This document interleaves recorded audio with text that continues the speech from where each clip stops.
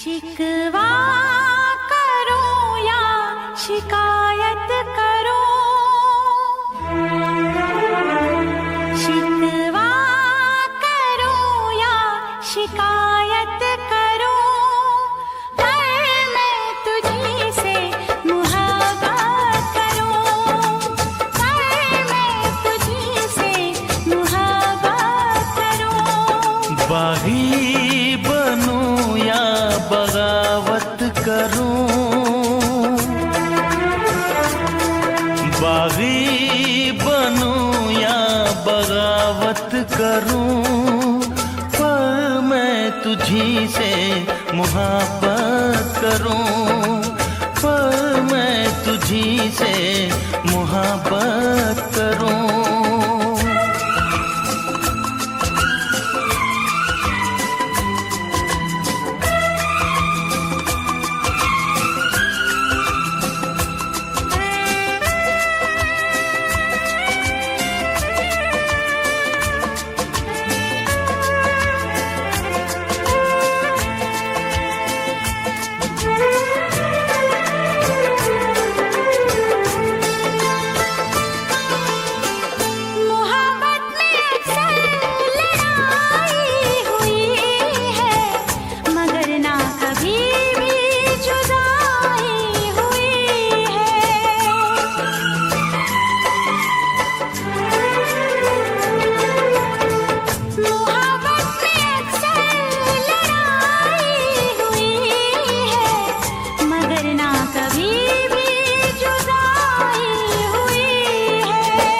सारे जहां के सितम मुझको दे दे, आजा सनम अपने गम मुझको दे दे।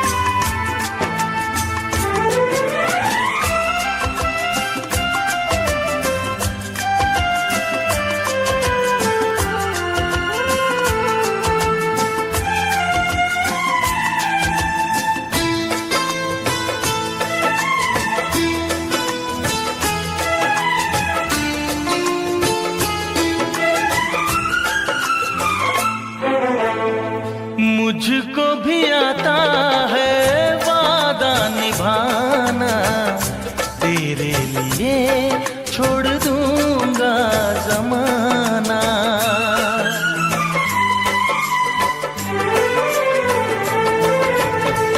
मुझको भी आता है वादा निभाना, तेरे लिए छोड़ दूंगा ज़माना।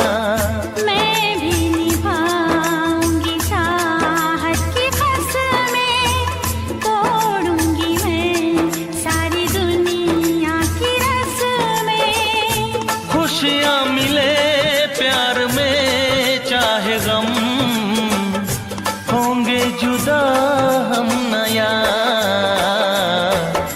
रूठूं या तुझसे शरारत करूं,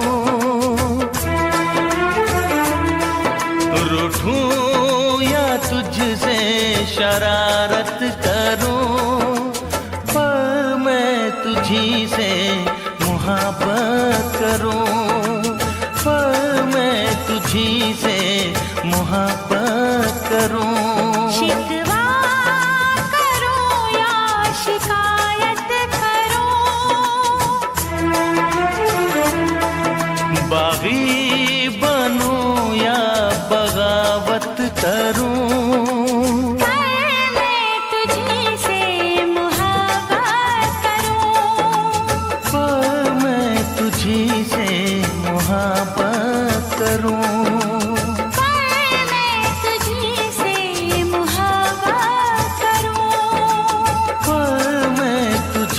तुझसे मोहब्बत करूं।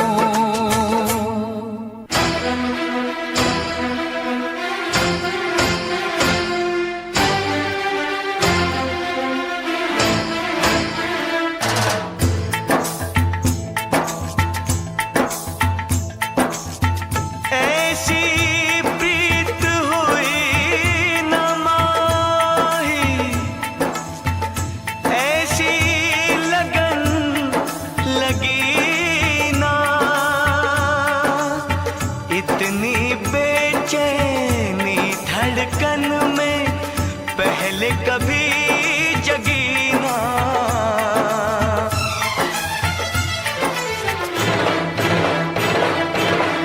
इश्क में एक पल की भी जुदाई, इश्क में एक पल की भी जुदाई लगती है एक साल। इश्क में एक पल की भी जुदाई लगती है एक साल।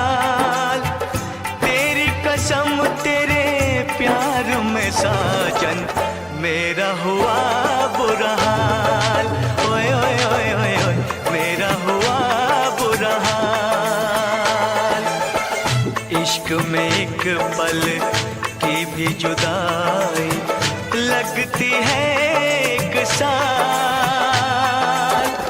तेरी कसम तेरे प्यार में साजन मेरा हुआ बुरा हाल। ओए ओए ओए ओए ओए मेरा हुआ बुरा हाल। तेरी कसम तेरे प्यार में साजन मेरा हुआ बुरा हाल। ओए ओए ओए ओए मेरा हुआ बुरा हाल।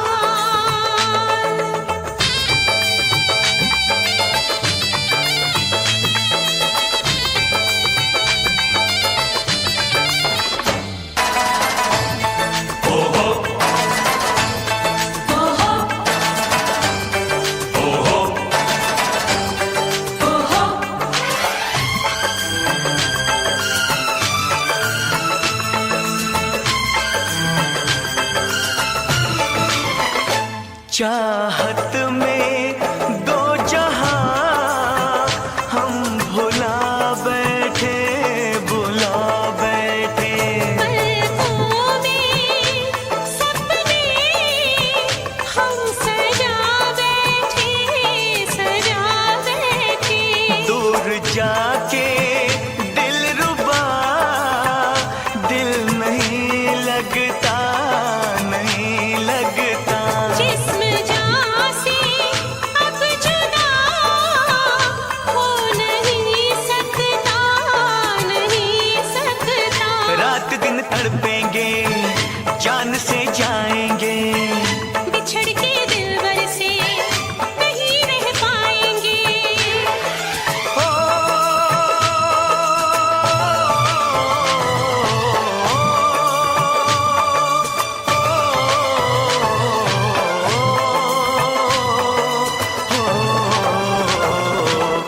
आठों पहर अब जाने तमन्ना रहता है तेरा ख्याल। तेरी कसम तेरे प्यार में साजन मेरा हुआ बुरा हाल। ओए ओए ओए ओए ओए ओए मेरा हुआ बुरा हाल। ओ मेरा हुआ बुरा हाल। हाय मेरा हुआ बुरा हाल।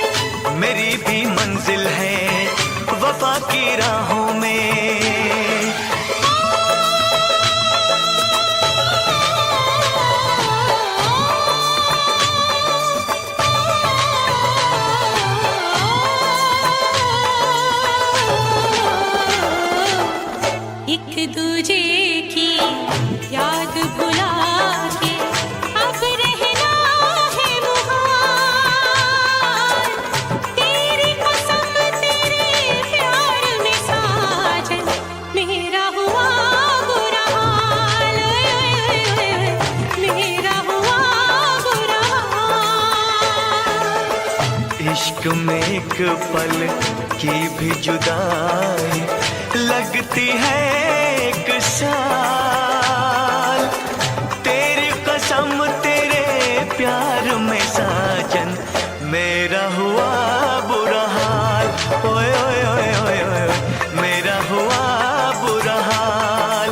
ओ मेरा हुआ बुरा हाल। ओ मेरा हुआ बुरा हाल। नहीं ये हो नहीं सकता कि तेरी याद ना आए, बिना तेरे कहीं भी दिल मेरा अब चैन ना पाए। तुझे भूलने से पहले मेरी जान चली जाए, तुझे भूलने से पहले मेरी जान चली जाए। नहीं ये हो नहीं सकता कि तेरी याद ना आए, बिना तेरे कहीं भी दिल मेरा अब चैन ना पाए। तुझे भूलने से पहले मेरी जान चली जाए, तुझे भूलने से पहले मेरी जान चली जाए। ओ मेरी जान चली जाए, ओ मेरी जान चली जाए, ओ मेरी जान चली जाए, ओ मेरी जान चली जाए।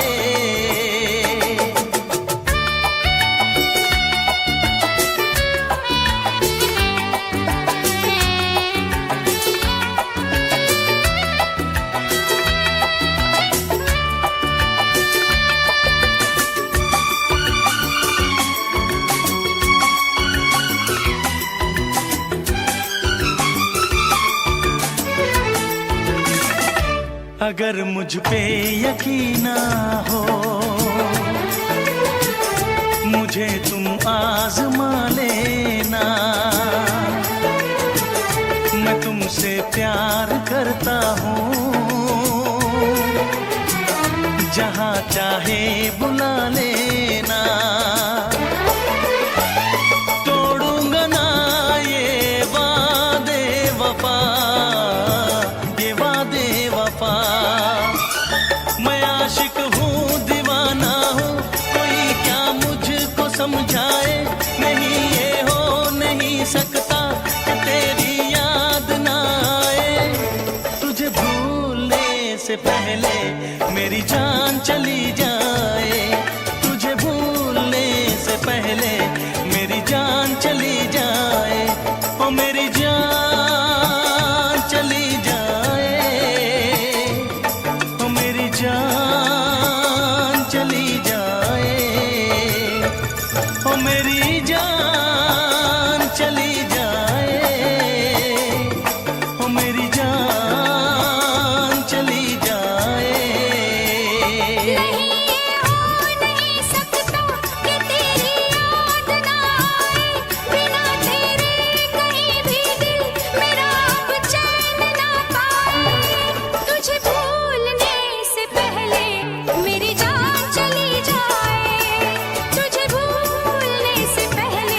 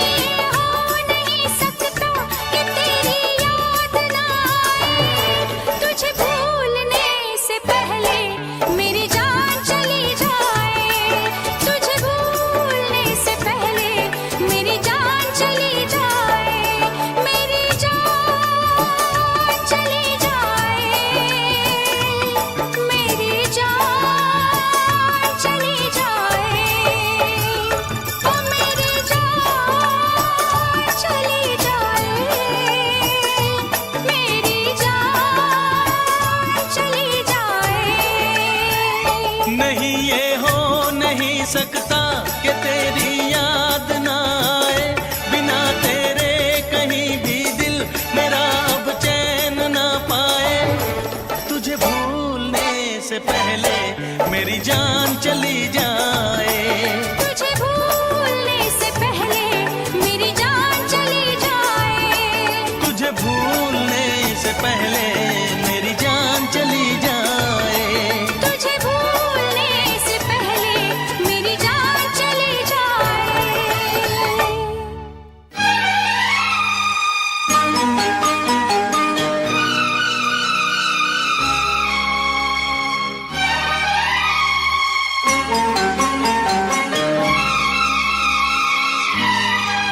आपकी दुश्मनी कबूल मुझे, आपकी दुश्मनी कबूल मुझे, आपकी दोस्ती से डरता हूँ। आपकी दुश्मनी कबूल मुझे, आपकी दुश्मनी कबूल मुझे, आपकी दोस्ती से डरता हूँ। आप जैसे भी है सनम मेरे, आप जैसे भी है सनम मेरे, मैं तो बस आप ही पे मरता हूँ। आपकी दुश्मनी कबूल मुझे, आपकी दोस्ती से डरता हूँ।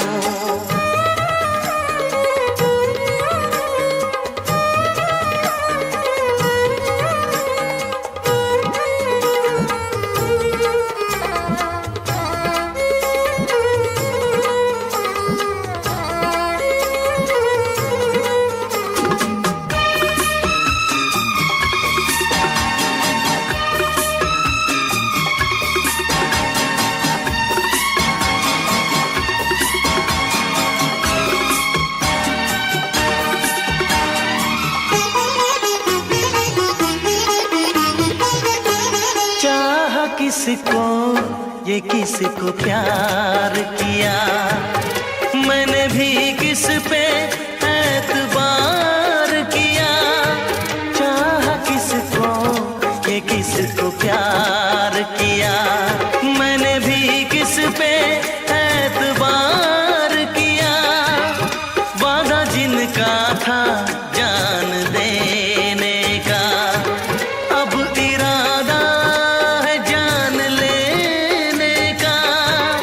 कितना मजबूर हूँ मैं इस दिल से, कितना मजबूर हूँ मैं इस दिल से।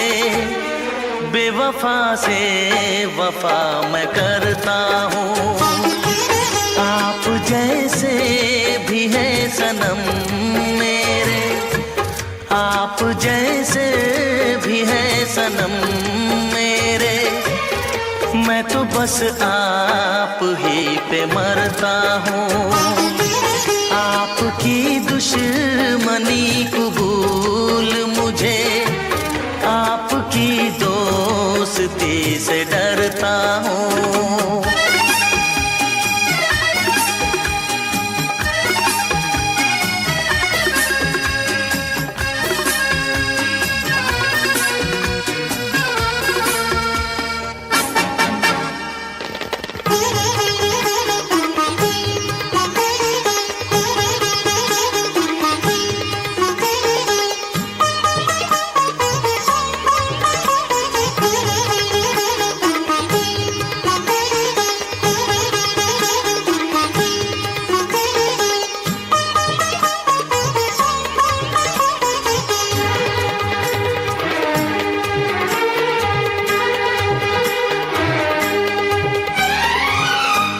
क्या कहूँ बेरहम के बेदर्दी, ऐसी उम्मीद आपसे ना थी।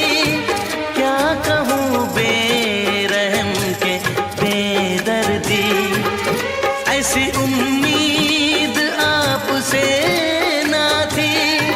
आपने कर दिया मुझे रुसवा।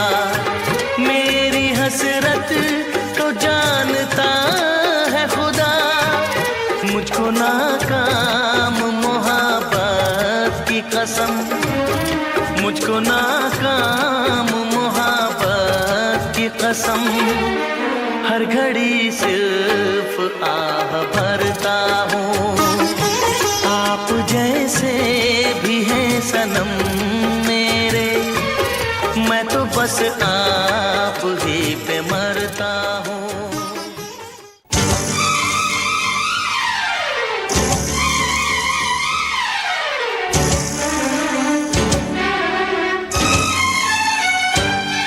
दिल पागल दीवाना है, ये प्यार करेगा।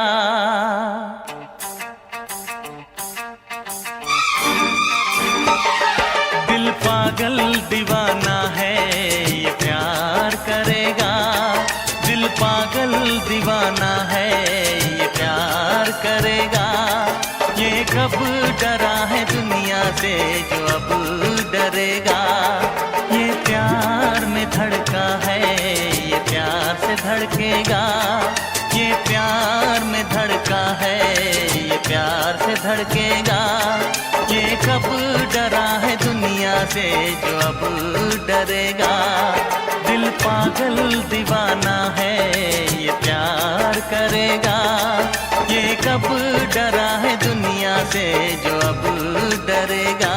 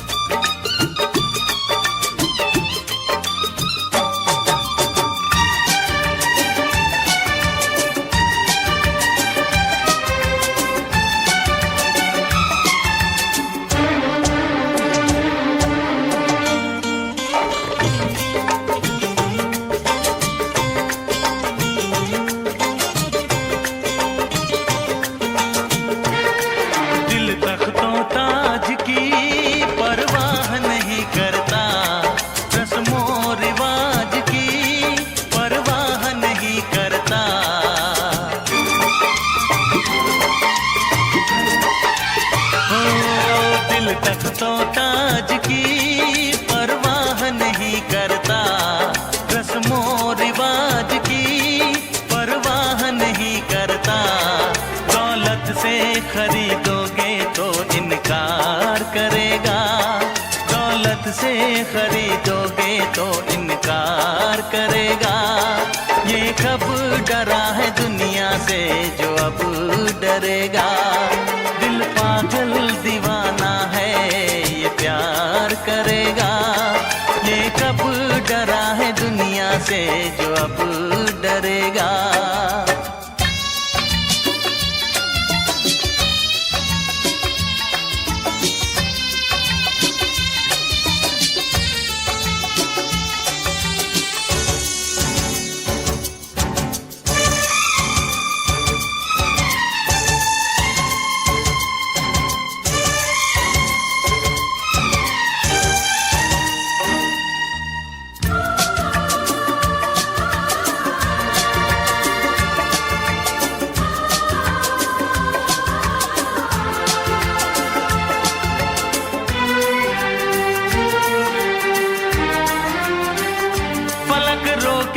ज़मीं रोके मगर हम रुक न पाएंगे।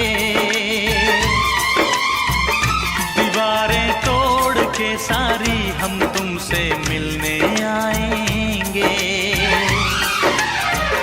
फलक रोके ज़मीं रोके मगर हम रुक न पाएंगे। दीवारें तोड़ के सारी हम तुमसे मिलने आएंगे। मोहब्बत झुक नहीं सकती ज़माने के झुकाने से। मोहब्बत मिट नहीं सकती ज़माने के मिटाने से। कहता नहीं है दिल करके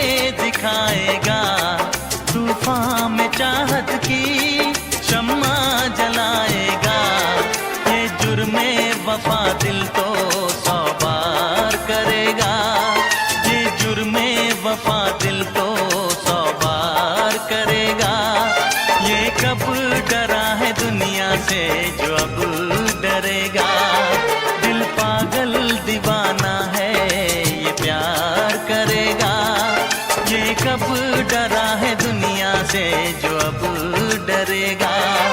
ये प्यार में धड़का है, ये प्यार से धड़केगा। ये कब डरा है दुनिया से जो अब डरेगा।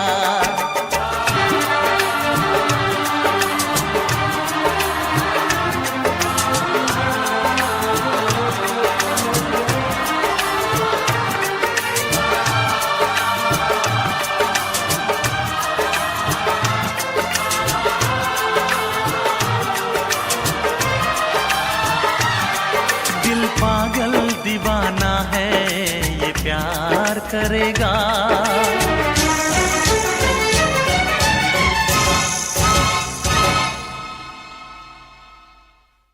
हेलो फ्रेंड, स्वागत है आप लोगों का हमारे YouTube channel FM building assist में।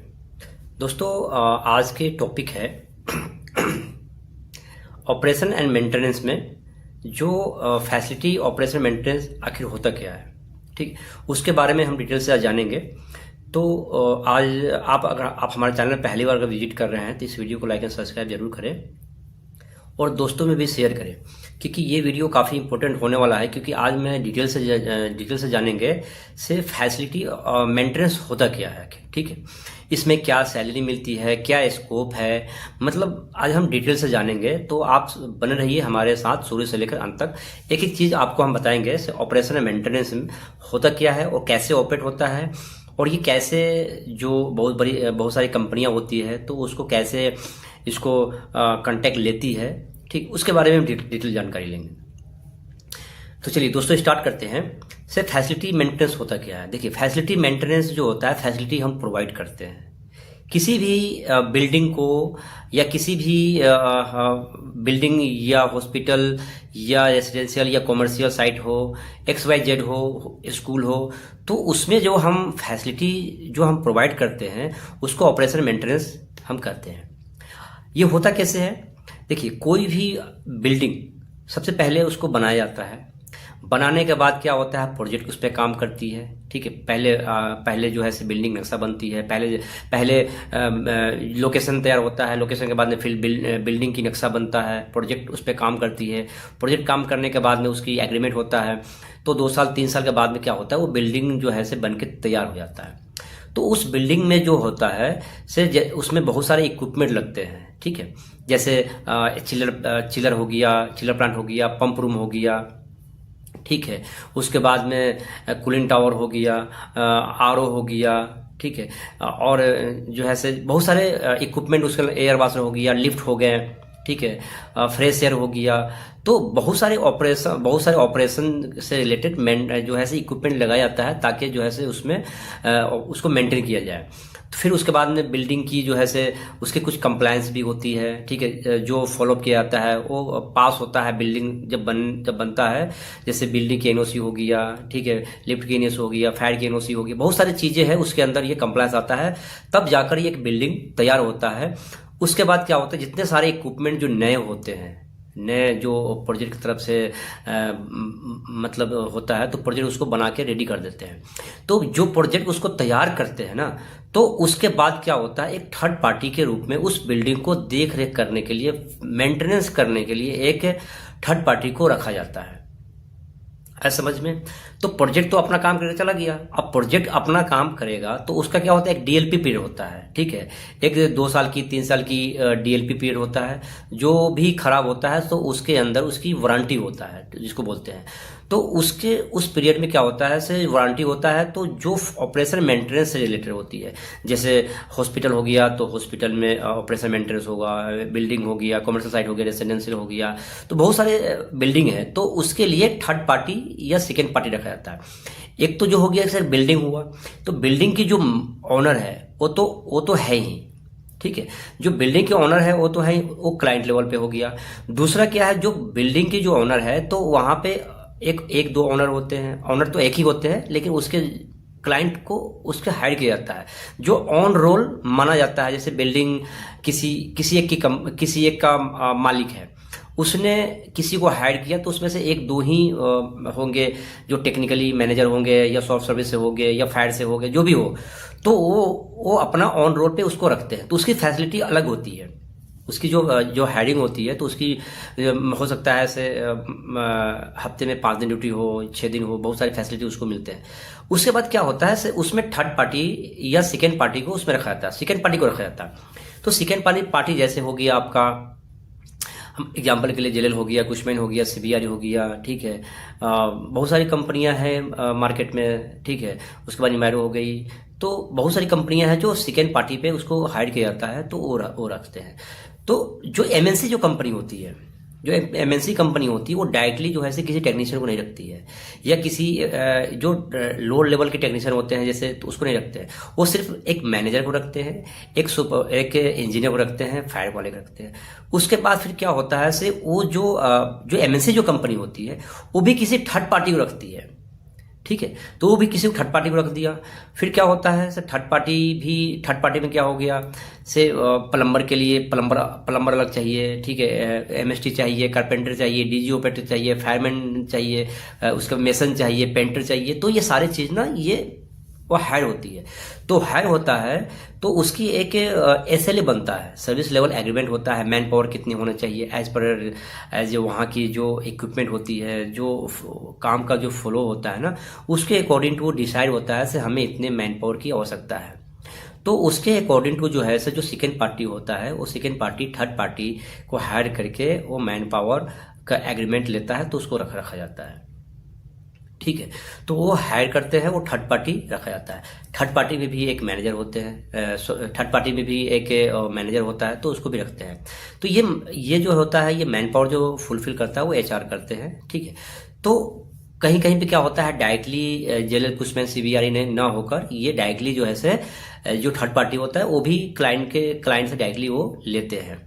देखिए, तो इसमें सैलरी जो होती है ना, इसमें सैलरी होता है अलग अलग लोकेशन पे अलग अलग होता है, और डिपेंड करता है से क्लाइंट के ऊपर डिपेंड करता है, ठीक है। से क्लाइंट हमें कितना दे रहा है उसके हिसाब से जो है से थर्ड पार्टी वो पे करती है, ठीक है। तो कहने का मतलब ये है से अगर आपको इस फील्ड में अगर जॉब करना है तो सबसे पहले आपको जो है से अगर सुपरवाइजर में करना है या इंजीनियर में करना है तो आपको मिनिमम जो क्वालिफिकेशन होनी चाहिए आपको आईटीआई होनी चाहिए मिनिमम। इसके बिना आपको इस पे नहीं रखा जाता है, क्योंकि इसमें जो योग्यता होता है वो आईटीआई मिनिमम होता है। अगर आपको प्लम्बर में अगर जॉब करना है तो प्लम्बर फिटिंग होनी चाहिए, आईटीआई एमएसटी होनी चाहिए, ठीक है। उसके बाद में फिर अगर आप सुपरवाइजर में अगर हैं तो सुपरवाइजर के लिए भी आपको आईटी चाहिए। देखिए, उसके बाद अगर इंजीनियर अगर बनते हैं तो रेयर केस में अगर आईटी वाले हैं तो फिर वो रेयर केस में ही इंजीनियर बनते हैं। लेकिन अगर डिप्लोमा है, बीटेक है, तो फिर आपको अच्छा अपॉर्चुनिटी मिलता है इसमें आपको इंजीनियर बनने की, एफएम बनने की, मैनेजर बनने की, ठीक है। उसके बाद में बिल्डिंग हेड बन सकते हैं, ठीक है, प्रॉपर्टी मैनेजर बन सकते हैं। और आप जो है से अगर एक्सपीरियंस अच्छा है तो आप जो है से क्लाइंट के रोल पे भी हो सकते हैं। तो इसमें क्या होता है से अलग अलग जो है से लोकेशन पे अलग अलग सैलरी डिपेंड करता है, क्लाइंट के ऊपर डिपेंड करता है। तो इसमें बहुत सारी जो है से जॉब अपॉर्चुनिटी होता है, लेकिन इसमें फ्रेशर की बहुत ही कम अपॉर्चुनिटी होता है। फ्रेशर में अगर आप हैं तो फिर आपको जो है से ये पहले असिस्टेंट में काम करना पड़ेगा, उसके बाद फिर आपको जो है से आगे प्रमोट किया जाता है। तो कहने का मतलब ये है से जो फैसिलिटी प्रोवाइड करवाते हैं, सिर्फ फैसिलिटी प्रोवाइड ऑपरेशन मेंटेनेंस का ही नहीं होता है, ठीक है। किसी भी साइट को चलाने के लिए सिर्फ मेंटेनेंस का ही जरूरत नहीं होता है, क्योंकि मेंटेनेंस के साथ साथ ना सॉफ्ट स्किल और हॉर्टिकल्चर का भी आवश्यकता पड़ती है गाइज, ठीक है। अगर ऑपरेशन मेंटेनेंस में अगर मैन पावर अगर है तो फिर ऑपरेशन मेंटेनेंस के साथ साथ तो वो जो है से क्लीनिंग भी होनी चाहिए, ठीक है। क्लाइंट की सेटिस्फैक्शन या जो वहाँ पे रहते हैं क्लाइंट टेनेंट हो गया या जो है से सॉफ्ट स्किल वाले हो गए, तो उसको कम से कम टेनेंट को जो सेटिस्फैक्शन के लिए वहाँ पे हाउसकीपिंग की भी आवश्यकता पड़ती है। तो हाउसकीपिंग में क्या हो गया, वहाँ पे भी हाउसकीपिंग सुपरवाइजर होते हैं, हाउसकीपिंग लेडीज होती है, हाउसकीपिंग जो है से हाउसकीपिंग के साथ साथ बॉयज भी होते हैं, तो ये शिफ्ट वाइज ड्यूटी करते हैं, ठीक है। तो ये तो हो गया आपको हाउसकीपिंग में। फिर फिर फैसिलिटीज में क्या आ गया, उसके बाद फिर आ गया हॉर्टिकल्चर, जिसको हम माली बोलते हैं। तो हॉर्टिकल्चर में जैसे ट्री हो गया, पौधे हो गया, तो उसको ट्री कटिंग करने के लिए, उसको मेंटेन करने के लिए माली की भी आवश्यकता वहाँ पे पड़ती है, ठीक है। तो वो हॉर्टिकल्चर में भी आ गया। हॉर्टिकल्चर में भी टेक्नीशियन होते हैं, सुपरवाइजर होते हैं, और वो एक एक इंजीनियर भी होते हैं, ठीक है। ये तो हम बात करते ही हो गए। इसके अलावा भी इसमें ऑपरेशन मेंटेनेंस में जो बिल्डिंग की जो फैसिलिटी ऑपरेशन है, इसको और भी अगर हम विस्तार से देखें तो इसमें सिक्योरिटी का भी काफ़ी रोल होता है। तो सिक्योरिटी का भी इसमें जो है इन्वॉल्व किया जाता है। यहाँ तक कि फिर सिक्योरिटी के साथ साथ जो है सिक्योरिटी जो है से लेडीज गार्ड भी होती है, और जो है जेंट्स भी होते हैं, सिक्योरिटी ऑफिसर होते हैं, ठीक है। तो ये भी होते हैं।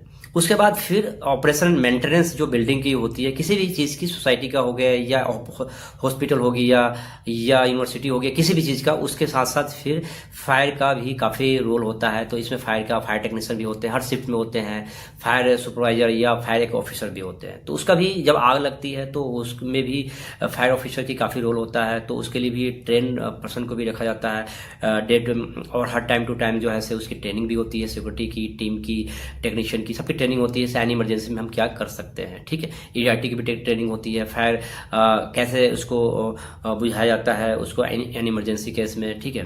तो वो भी ट्रेनिंग किया जाता है। ये तो हो गया फायर का। उसके बाद फिर क्या होता है से IT का भी काफ़ी रोल होता है, क्योंकि जैसे ऑपरेशन मेंटेनेंस में टेक्निकली टीम की जो इन्वॉल्व होता है, उसी तरीके से IT का भी काफ़ी इसमें इन्वॉल्व होता है। तो IT टेक्नीशियन भी होता है, IT का एक हेड भी होता है, IT सुपरवाइजर, IT इंजीनियर भी होता है, ठीक है। उसके बाद में फिर कहीं कहीं पे क्या होता है से लिफ्ट टेक्नीशियन भी इसमें होता है, कहीं नहीं होते हैं, कहीं होता है। तो लिफ्ट टेक्नीशियन के भी काफ़ी इसमें रोल होता है, क्योंकि लिफ्ट टेक्नीशियन जब कोई स्टूडेंट या कोई भी एम्प्लॉय अगर लिफ्ट में अगर स्टक हो जाता है तो उसको रेस्क्यू करने के लिए टेक्नीशियन को भी साइट पे अलाइन किया जाता है, ताकि जो है से उसको रेस्क्यू कर सके और कम टाइम में जो है से उसको बचा सके, ठीक है। उसके साथ साथ ना ये एक CCTV टेक्नीशियन भी होता है, ठीक है।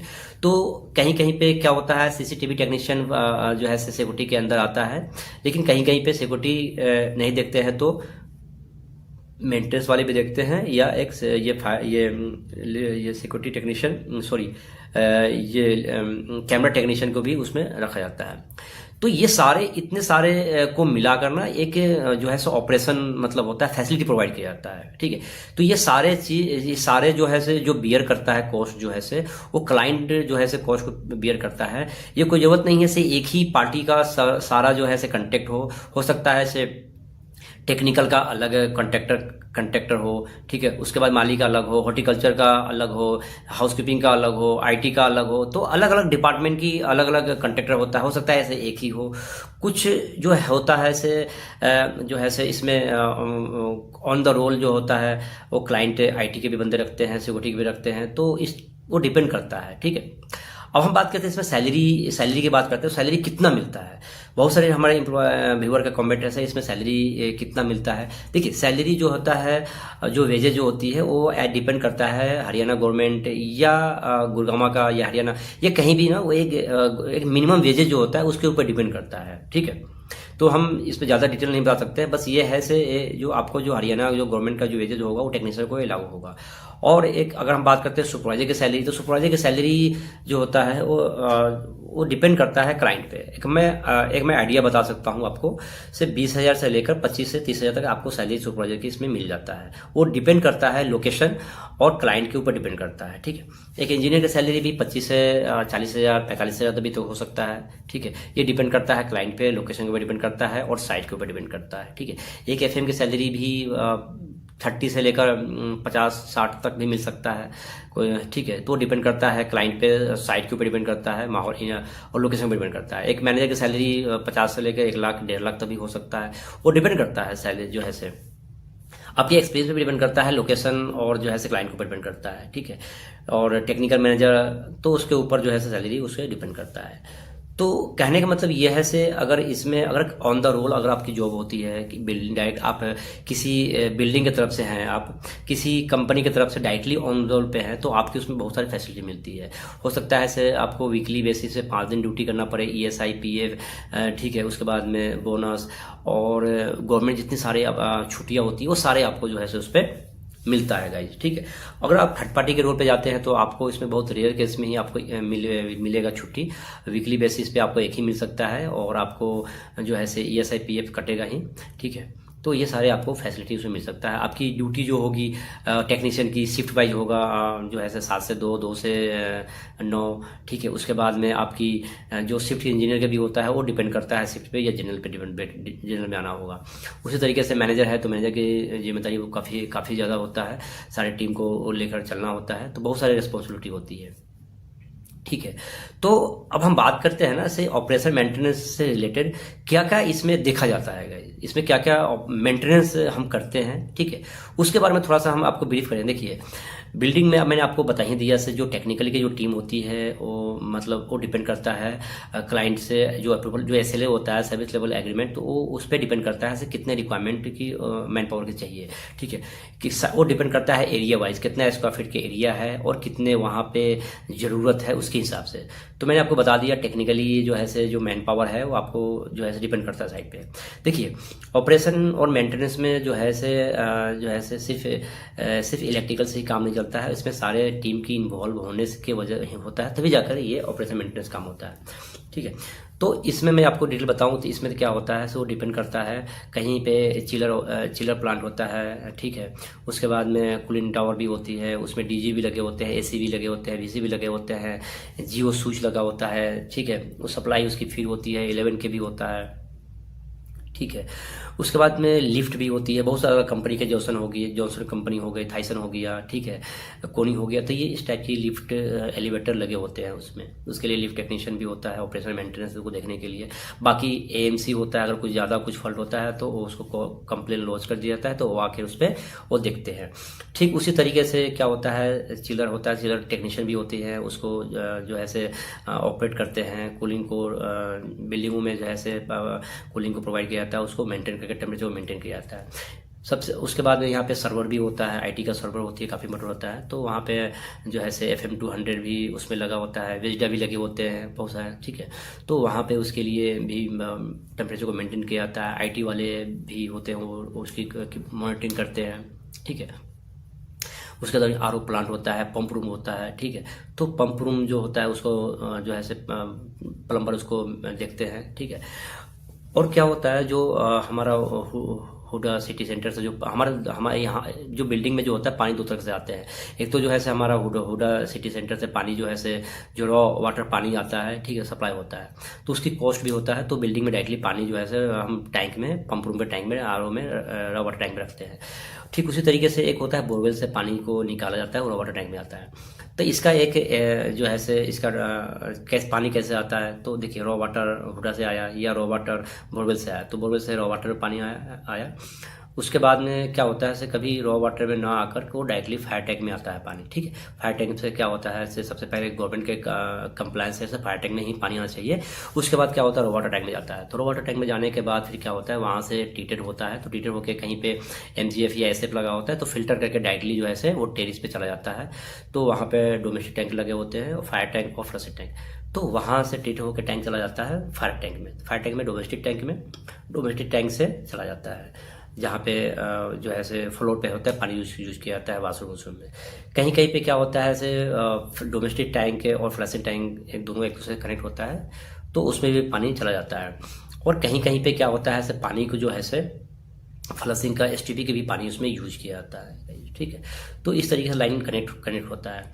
तो किसी भी बिल्डिंग में ना कहीं भी चाहे किसी भी फील्ड का बिल्डिंग हो, जैसे गवर्नमेंट स्कूल हो, हॉस्पिटल हो, यूनिवर्सिटी हो और रेसिडेंशियल साइट हो, तो वहाँ पे ना STP बहुत ही काफ़ी रोल होता है। अगर STP नहीं है तो गवर्नमेंट का कंप्लायंस, अगर कंप्लायंस आप फॉलो नहीं करते हैं तो आपकी बिल्डिंग सीज हो जाएगी। तो STP होता है, तो STP में भी MBR टेक्नोलॉजी का प्लान लगा होता है, MBR हो गया, MBBR हो गया, ठीक है। और भी बहुत सारी टेक्नोलॉजी की प्लांटें लगी होती है, लेकिन मोस्टली जो होता है SBR या तो MBR या तो MBBR, ये 3 तरह के प्लांट आपको मोस्टली सबसे ज़्यादा देखने को मिलेगा। MBR जो प्लांट होता है वो काफ़ी पानी की क्वालिटी काफ़ी अच्छा देता है, लेकिन उसमें स्पेस भी कम जरूरत पड़ता है और पानी की क्वालिटी काफ़ी अच्छा होता है, ठीक है। उसमें मेम्ब्रेन लगे होते हैं 0, तो वो पानी की क्वालिटी काफ़ी अच्छा होता है। उसके बाद में MBBR मेम्ब्रेन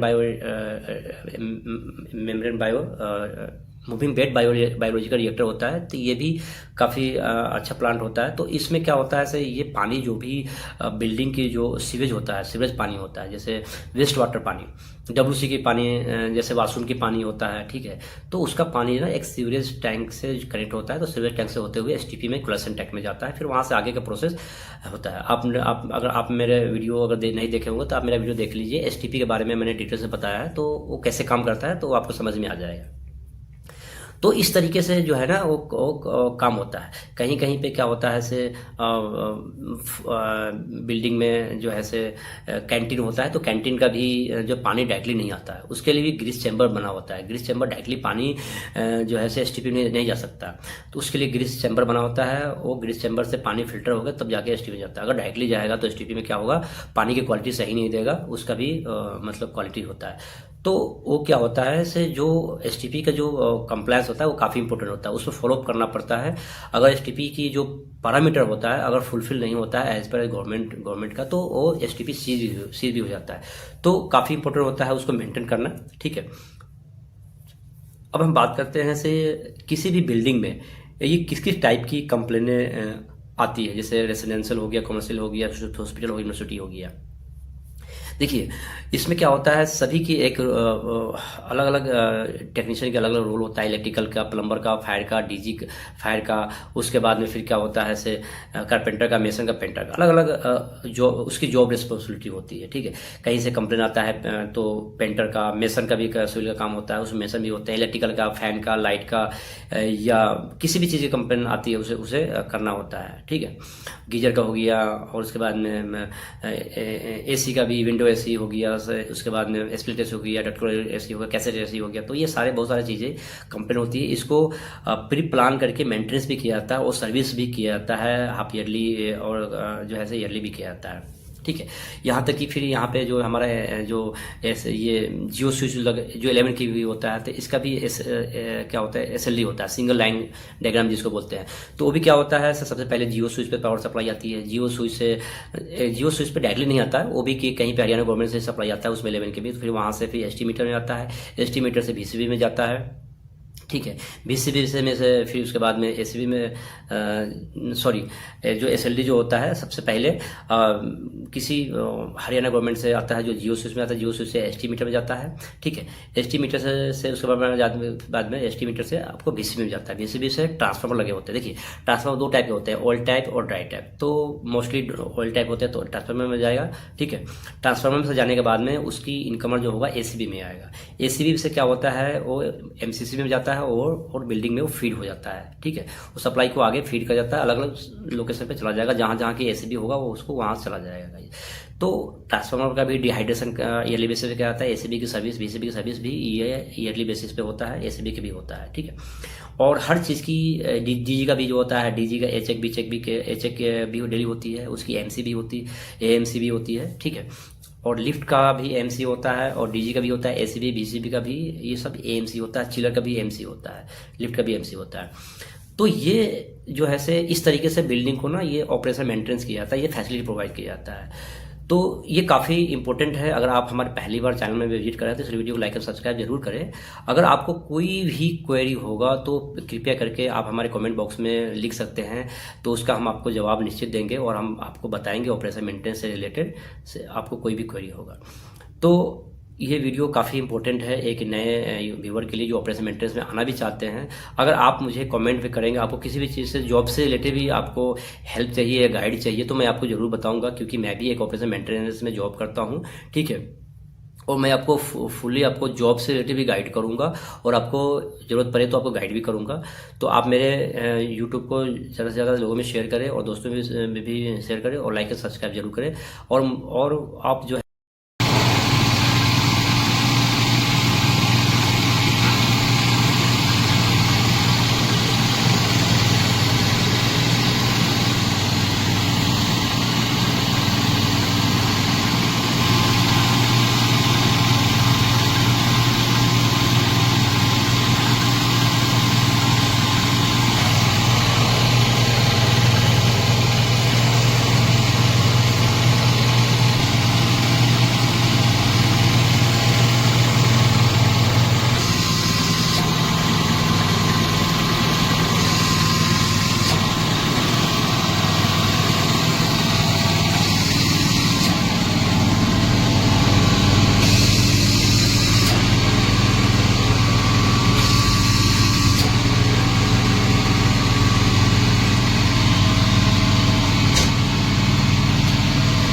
भी 0 होंगे। ठीक है, ठीक है।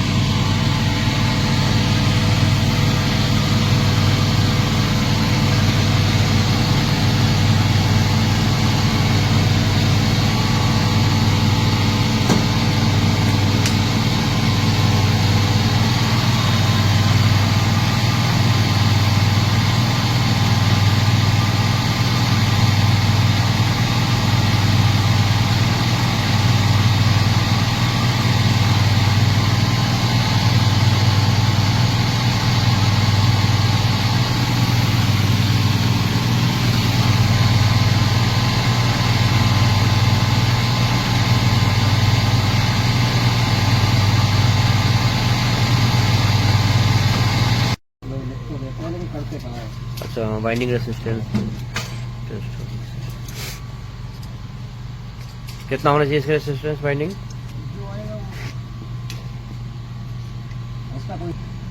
फिर भी तो होगा ना इसमें कुछ का, कितना वैल्यू तक?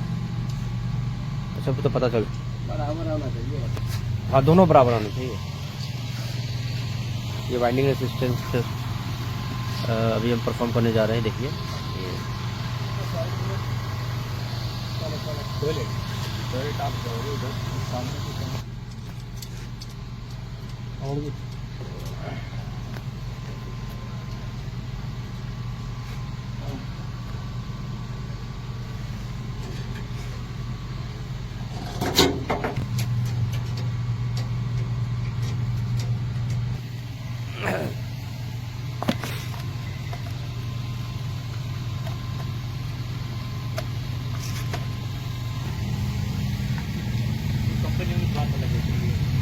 वो तो इनमें भी होता है जी, ऐसा कुछ नहीं है। हम बहुत जगह काम करवाए हैं हमने भी।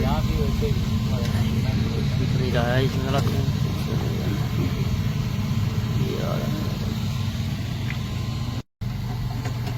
अच्छा, टेस्ट करने से पहले इसको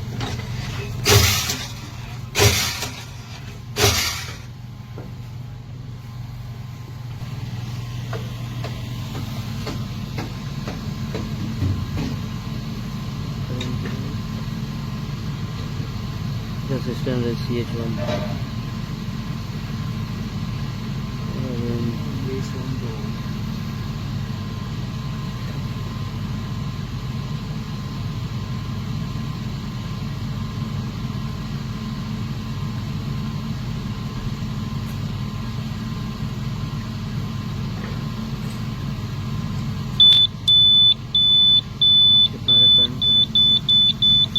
स्टेबलाइज होगा, स्टेबलाइजेशन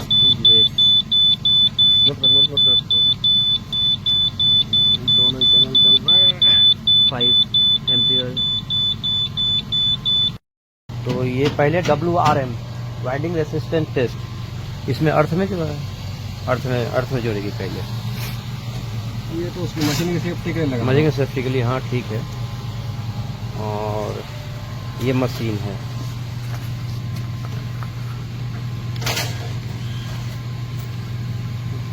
IRV और WRM दोनों WRM अलग होगा, IRV अलग अलग यूज होंगे दोनों में। और ये मैग्नेटिक बैलेंस टेस्ट वो अलग होगा। वो अलग होगी। लिख ले वाइंडिंग रेसिस्टेंस टेस्ट लिख ले। हाँ।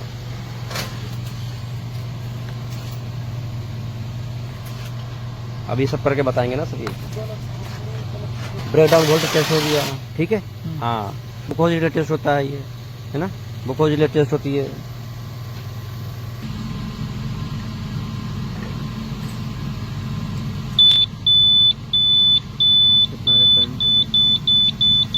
स्टेबलाइज होगा, स्टेबलाइजेशन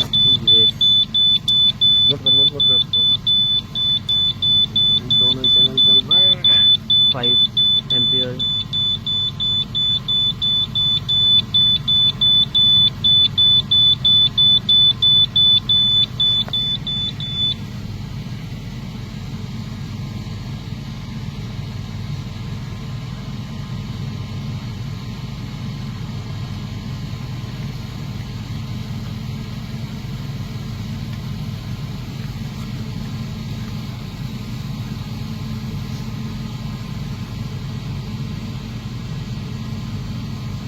स्टार्ट।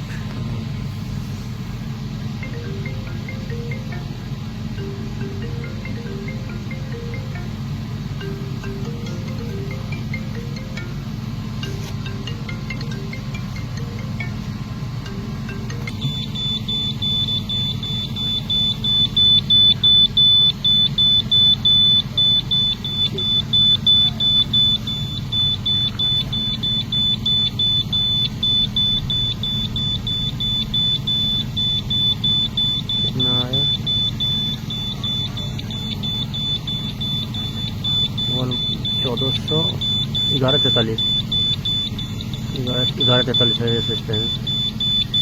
CS2 में आया, CH1 में डिसेबल है। वो तो एक ही चैनल चेक कर रहे हैं ना हम, 2 केबल थोड़ी लग रहे हैं।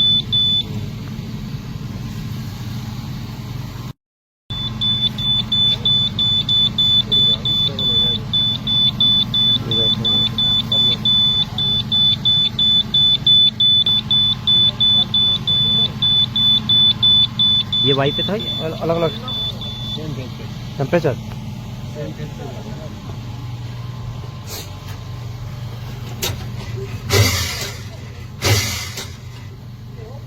टेम्परेचर टैप पे चेंज होती है। चेक करके देख रहा हूँ मैं, कोई दिक्कत तो नहीं है। अच्छा, अलग अलग। रखा ले रहा हूँ, अब लगा रखा है तो 2 मिनट और सही, क्या फर्क पड़ रहा है। हाँ हाँ हाँ।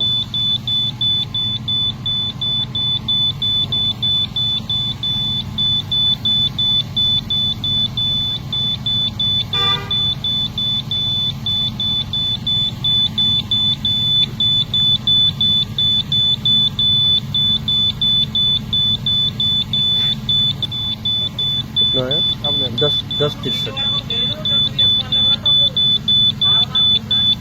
10:63। तो ये वोल्टेज अप्लाई कर रहे हैं, ये 3 फेज। वोल्टेज अप्लाई करेंगे। 3 फेज। ये मैग्नेट बैलेंस में कोई काम करता है ट्रांसफार्मर। अच्छा, मैग्नेटिक बैलेंस। अब ये मैग्नेट बैलेंस प्रॉपर बना रहा है नहीं बना रहा है, उसको चेक कर रहे हैं हम। चेक करते हैं। ओके, ठीक है जी, 2 फेज अप्लाई करेंगे, तीसरे में उसका रेफरेंस में उसको चेक करेंगे। चेक करेंगे। ओके। ठीक है, और मैग्नेटिक करंट। करंट तीनों सप्लाई देंगे, उसके बाद उसको करंट नाप लेंगे। ओके, तो दे दिया आपने? अभी नहीं दिए? चालू कर रहा हूँ ना। ओके, बस सब तुम देखते जाओ। ले भैया देख, तुम्हें बस एक चीज करनी है, R से बाई, R बाई, फिर बाई से B और B से R, इस तरह लगाना है। ठीक, और कुछ नहीं करना। एक सीक्वेंस लिख, मैं अपने आप लूंगा, तो मुझे पता है कैसे कहाँ क्या लिखना है। ठीक है, ठीक है। अब हम शुरू में हम अपने R और बाई फेज अप्लाई कर रहे हैं। ये ट्रांसफार्मर अप्लाई हो चुके हैं अच्छा, दोनों का। आर और RY पे हाँ, कितना आ रहा है? अप्लाई RY हो पे गया। 412। ये हमारा RY UVW। W, ठीक है, ये RY BR। BR। ओके, कोई बात नहीं। 412 पॉइंट RY में 400। ठीक, आगे बढ़ा भैया। बाई से भी Y से B कितना आ रहा है? 338 पॉइंट 339 मान लो। 339 कम आ रहा नहीं। बी से आर करो, B से R। ढंग से लगा कर रखो भैया, लगा नहीं रहे सही से। 74.2 74.2 339.74.2 74.2 तो फिर कम है। 74.2 जोड़ के देखो कितना आ रहा है दोनों का। आर बाई देखो, आर बाई शुरू से आर और बाई बड़ा मत देना कहीं आपस में। 400 236.9 बाई बी, बाई बी में अप्लाई हो रही है ना वोल्टेज, उसके रेफरेंस में औरों को चेक कर रहे हैं हम। 400। ठीक है, बी आर 175.8 कर लिया। ठीक है, तो 2 फेज हो गए। अब हम तीसरा ऑफ कर दिया, बाई बी आर। उसके रेफरेंस में हाँ, 2 फेज के आर वाई देखो, RY में। हाँ, उसके रेफरेंस में 92.5। आगे देखो, बी बाई बी YB देखो 320.2 बी आर BR में लगाओ। एक फेज को बंद करके ना, Y को बंद कर रखो ना। हाँ, नहीं बंद कर रखे हो। हाँ, ठीक है। ठीक है। अब अब ऐसा करो, 3 ऑन कर दिए, 3 ऑन कर और दिया। ये अपना एम्पियर ये मैं एम्पियर। अब हम MCT ले रहे हैं इसका। ये मैग्नेटिक करंट। हाँ, 0.007 हाँ 0.007 है। 0.007 मैग्नेटिक बैलेंस, मैग्नेटिक करंट। ठीक है, 0.08 मतलब ये ठीक है, मतलब ज़्यादा 6-7-8 है। 6-7 हाँ 6-7-8 इतना रहता है टोटल। अच्छा, तो मैग्नेटिक बैलेंस हो गया ये आपका magnetic balance MBT। MBT magnetic balance test. ठीक है, और ये आपका MCT MCT magnetic current test. UV B W W, तो इसका हो गया 0.07 और 0.08 0.08 हो गया। हाँ, ठीक है। तो इसका एक बार जैसा देखिए कि इन दोनों को जोड़ो, इसके बराबर आ रहा है नहीं आ किसका रहा। किसका इन दोनों इन दोनों को जोड़ो, 340। जो मेन वोल्टेज दिख रही है उसके रेफरेंस में जो कम वोल्टेज आ रही है, इन दोनों का इसके बराबर होना एक चाहिए। मिनट अभी हम देख लेते हैं। अभी देख लेते हैं किसको जोड़ना है। 339 पॉइंट 0 प्लस 74.2 413। अच्छा 413 आ गया। अच्छा 412.5 आ रहा है। हाँ तो प्लस 5 प्लस 6 प्लस माइनस 5% चलता है। प्लस माइनस इसका 5% लोगे तो उसके हिसाब फिर से इसको जोड़ेंगे। फिर फिर किसको जोड़ेंगे। इसको और इसको जोड़ेंगे। अच्छा। वाई बी में दिया है ना हमने, ओके, जो अपनी दो फेज में वोल्टेज अप्लाई कर रहे अच्छा हैं 2 हम, फेज वोल्टेज अप्लाई कर रहे हैं। उसके अगेंस्ट में जो अदर फेज हैं, Other उसके phase जो हैं। रेफरेंस में हम ले रहे हैं वो हम बराबर होना चाहिए जो ये वोल्टेज बराबर अप्लाई है, कर रहे हैं। वोल्टेज अप्लाई कर रहे हैं इन दोनों को जोड़ेंगे तो इसके इतना बराबर आएगा। होना अच्छा चाहिए। अच्छा, अब फिर इसको जोड़ेंगे तो इतना आना चाहिए। अगर ये कम बहुत ज्यादा का डिफरेंस आ रहा है तो आपका मैग्नेट बैलेंस डिस्टर्ब है, ट्रांसफार्मर। एक बार इसका सही है कि जोड़ लेते हैं ना फिर। जोड़ लो, क्या दिक्कत है, वो तो लास्ट में जोड़ूंगा ही। कोई नहीं, हम जोड़ लेते हैं 236। इसमें उधर स्टार है तो एक एक ही होते हैं, टेबल नहीं है ये। तो HB2 में क्या करेंगे। HB2 अर्थ कर रहे हैं, HB2 अर्थ कर रहे हैं। HB2 अर्थ कर रहे हैं।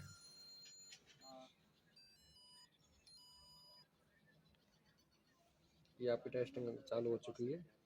ओके, कितना आ रहा है। अभी कंप्लीट हो जाने दो, टेस्टिंग होते ही कैलकुलेट करके दे देगा आपको ऑटोमेटिक।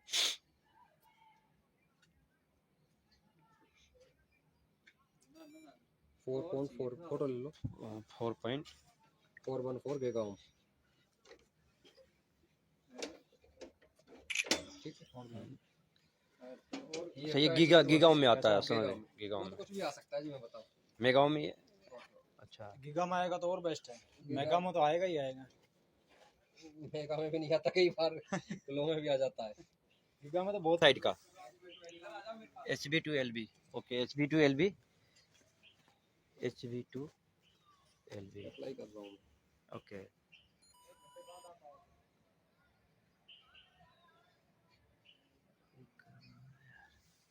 टेस्टिंग चल रही है।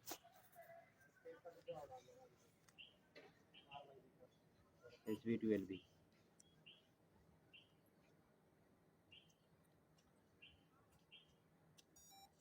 ठीक है, कितना आया।